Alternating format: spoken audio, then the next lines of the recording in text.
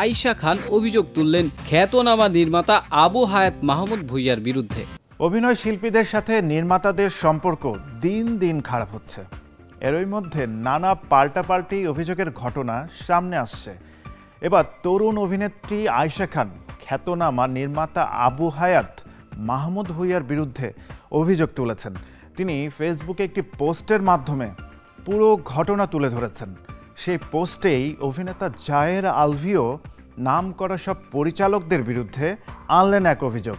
বিস্তারিত জানাচ্ছি।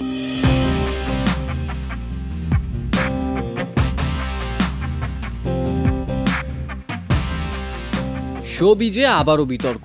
তরুণ প্রজন্মের জনপ্রিয় অভিনেত্রী আয়েশা খান অভিযোগ তুললেন খ্যাতনামা নির্মাতা আবু হায়াত মাহমুদ ভূঁইয়ার বিরুদ্ধে। সামাজিক যোগাযোগ মাধ্যম ফেসবুকে এক পোস্টে তিনি জানান, 2 বছর আগে শুরু হওয়া একটি সিরিজের পারিশ্রমিক এখনও পাননি তিনি। আয়েশা বলেন, আপনার ভাষ্য অনুযায়ী আমি যদি একজন লক্ষ্মী শিল্পী হয়ে থাকি তাহলে 2 বছর ধরে কাজের টাকা কেন আমাকে দেয়া হচ্ছে না আবু হায়াত মাহমুদ ভাই?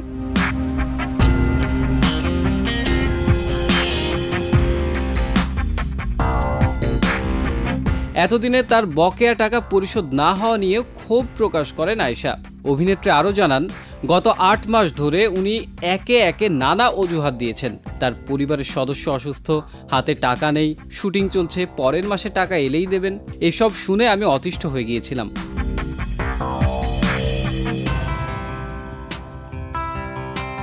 আয়েশা আরও বলেন, 2022 সালের অক্টোবর বা নভেম্বরে দীপ্ত প্লের একটি সিরিজের জন্য কাজ করেছিলেন তিনি। 26 পর্বের শুটিংয়ে মাসে 1 দিন করে শুটিং করতে গিয়ে প্রথমে 2টি বিল পেয়ে যান, তবে পরবর্তী বিলগুলো মেটাতে অনেক দেরি হয়। সর্বশেষ ঈদের সময় তিনি 1 লাখ টাকার বকেয়া নিয়ে যোগাযোগ করেন। তখন 50,000 টাকা পেয়েছিলেন, কিন্তু এখনও বাকি রয়েছে 62,000 টাকা। যতবারই ফোন করেছি ততবারই নানা অজুহাত শুনতে হয়েছে। অবশেষে পোস্ট দেওয়ার পর উনি আমাকে ফোন করেন, থ্যাঙ্কস বলে খুদে বার্তা পাঠান। অনেকেই জানিয়েছেন আবু হায়াত মাহমুদ এমনটা প্রায়ই করেন এবং অনেক শিল্পীও এই কারণে হতাশ হয়ে কাজ ছেড়েছেন। সর্বশেষ আয়েশা বলেন, আমার প্রশ্ন হচ্ছে, একজন শিল্পীকে এই ধরনের পরিস্থিতিতে ভুগতে হবে কেন? আমি কেন এমন অবহেলিত বোধ করব?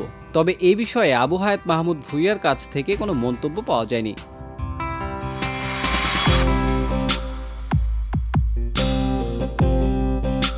আয়েশার পোস্টে অভিনেতা জাহের আলভি পরিচালকদের বিরুদ্ধে এক বিস্ফোরক মন্তব্য করে বসেন। তিনি বলেন, যত বড় ডিরেক্টর তত বেশি payment due, it's a style.